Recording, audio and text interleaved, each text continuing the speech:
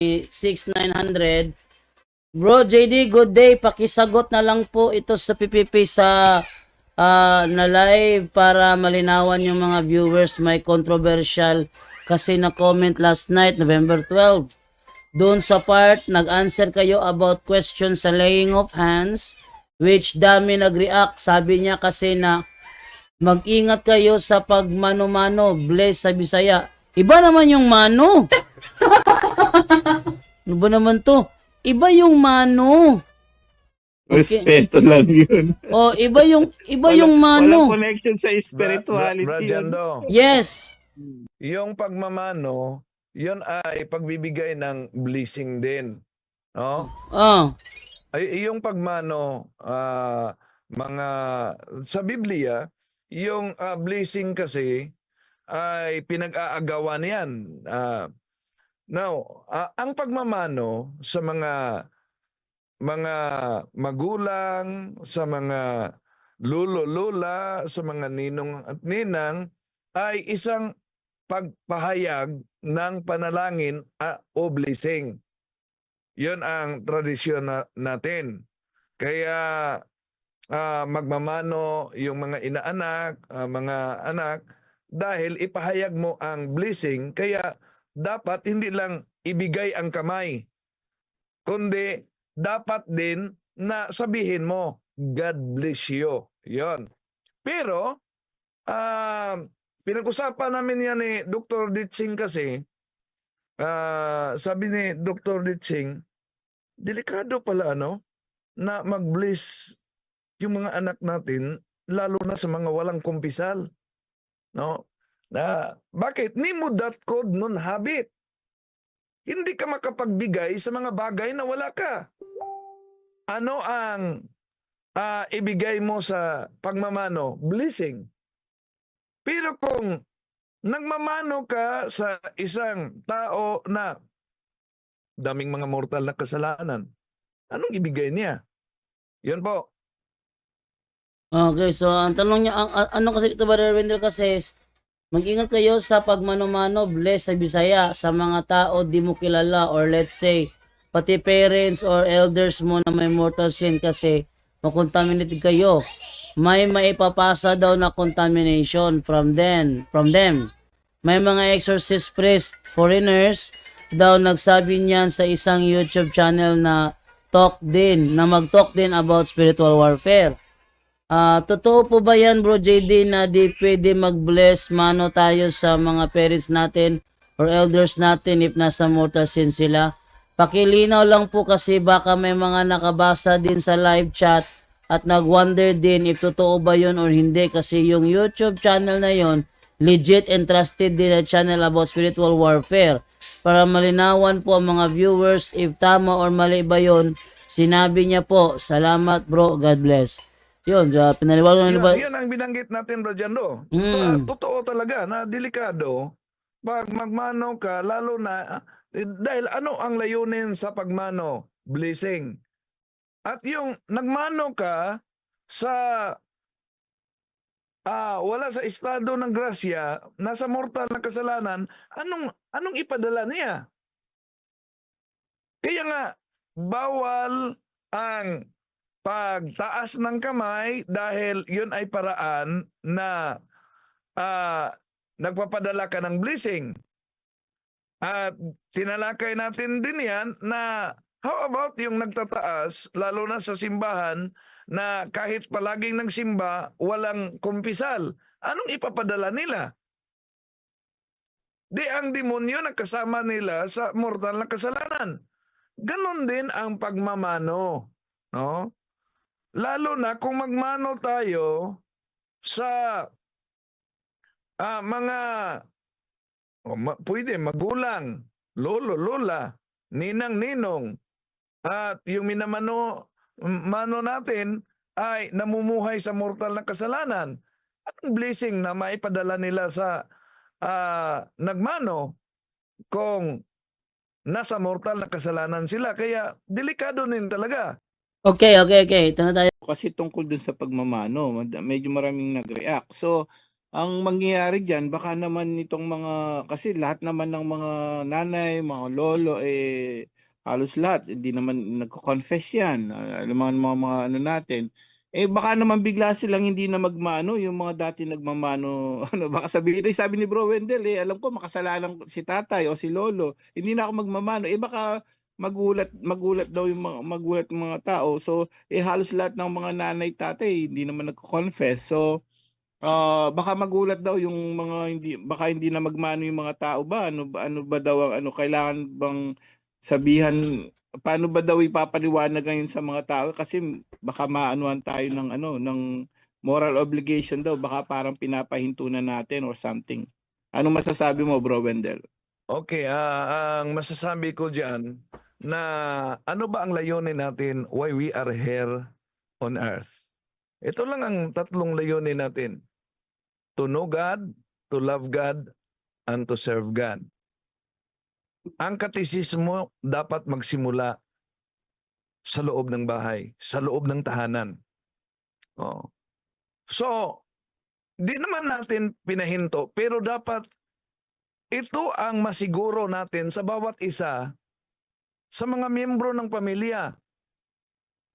Ano? Una, na nasa estado ng grasya tayo. At dapat din alam natin ano ang purpose sa pagmamano. Hindi lang yan sa paggalang. Ang pagmamano ay pagbigay panalangin. At dapat alam din ng karamihan, nimo dat ko doon habit, hindi tayo makapagbigay sa mga bagay na wala tayo. So anong dapat gawin? I-encourage natin ang bawat pamilya, miyembro ng pamilya, inaman, papaman.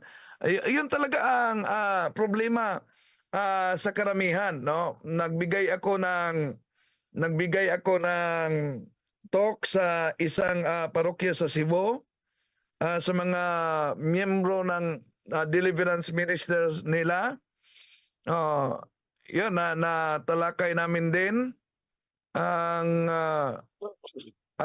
ang problema, mahirap umano dalhin sa pagsimba yung mga miyembro ng pamilya. So kaya, yun talaga ang dapat nating unahin. Dahil ang purpose talaga natin sa mundong ito na mamumuhay sa kabanalan, mamuhay na kasama sa Diyos. Ito ang tandaan natin. Sabi ng mga santo, sabi ni St. Louis de Montfort, ang isang tao na may mortal na kasalanan nasa listahan na para sa impyerno. So, kung alam ng karamihan na bawat mortal na kasalanan, nakalista na tayo sa impyerno, kaya i-encourage natin, lolo, lola, mama, papa, na hindi tayo magkakahiwalay kahit sa kabilang buhay. Yun po, Bro Angel. Ano pa naman, kilala pa naman yung Pilipinas sa being hospitable at respectful sa mga matatanda, Bro Wendell. So ngayon, parang ang mangyari ang ano sa mga tao ngayon, baka magtaka sila.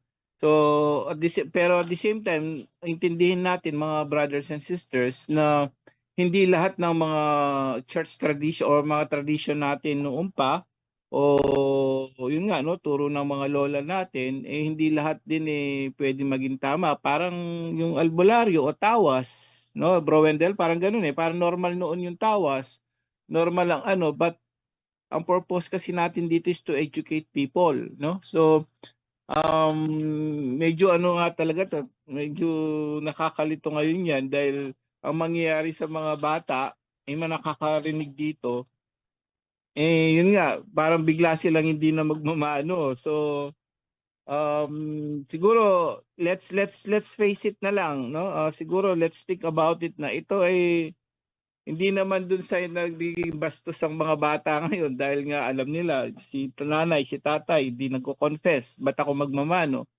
Siguro yun nga, no? Ang gawin na lang natin mga kapatid, i-educate kung nakakarinig kayo din sa punto por punto, educate na lang sila at iwas na lang sa ganun dahil hindi natin alam may blessings dun eh. So kumbaga mayroong pa rin kahit saan mo tingnan may spiritual connection talaga, no? Spiritual warfare connection. Di po ba, Bro Yes. Wendell?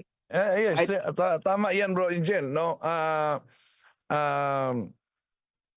Ito kasi ang problema natin ngayon, napakakulang ng katisismo. Kaya naalala ko sa isang parokya sa Diocese ng Cotabato nang iniimbitahan ako sa isang pare para sa formation ng kaniyang mga parishioners. Sabi niya sa akin, alam mo bro, walang mga kasalanan ang mga taong ito. Dito, mga parokyano ko. Bakit, Father? Magpakumpisal ako, wala talagang mangungumpisal. Yon, kulang ng katekismo. Kaya, dahil yun ang unang sabi ng pare, alam nyo, ang binanatan ko talaga sa katekismo ay ang kumpisal. Napakaraming tao na nag-attend. Binanatan ko ang kumpisal. No? Yun, tinalakay natin yung pagbigay ng panalangin, paano natin mabigay ang panalangin kung we are in the state of mortal sin. Bawat mortal sin, equivalent yan. Anong sabi ni Father Shadraferger? Every mortal sin is equivalent of demonic possession. Anong sabi ni St. Louis de Montfort? Every mortal sin, ang ating pangalan ay nasa impyerno na. No. So, paano tayo makaiwas diyan? So, ganon. Binabanata namin sa katisismo talaga yung napaka-importante sa kumpisal. Alam nyo, nang nalaman niya ng mga tao, yung pare na yan, kumuha pa ng isang pare para magpatulong sa kumpisal. At buong araw sila nagpakumpisal dahil ang dami talaga umanong lumapit at nangungumpisal sa kanila. Unang pagkakataon umano yon hanggang gabi na. So, kulang talaga ang karamihan natin, kulang talaga ng katisismo. At kung alam talaga yan ng mga tao na mapaliwanagan sila kung ano kadelikado. Kasi alam ng karamihan, lalo na yung mga nagsisimba pagkatapos na sa mortal na kasalanan. Anong sabi ni Father Shadraferger na isang exorcist? Kahit si Father Winston Cabading, Order of Preachers, isang exorcist, ano sabi? Bawat may mortal na kasalanan na magsisimba at tatanggap ng komunyon, may kasama yang mga demonyo na nag-rejoice sa paglapastangan sa consecrated host na tinanggap niya. At dapat alam niyan ng karamihan. Bro Angel. Bro Jando, yun na nga eh. Yun na nga po yung problema ngayon, no? So ibig sabihin nun, paalala sa atin lahat, hindi lahat ng normal na ginagawa ay tama, no? Kumbaga, so hindi lahat ng nakagisnan natin, lahat yun tama at makakabuti sa atin, lalo sa pagdating sa spirituality at sa kaluluwa. No? So, mas maganda at least may paliwanag po dito, may paliwanag nyo na lang, no? Kung bakit hindi kayo magmamano, no? So, sana no, may natutunan ulit tayo ngayong araw na to. Bro Jando?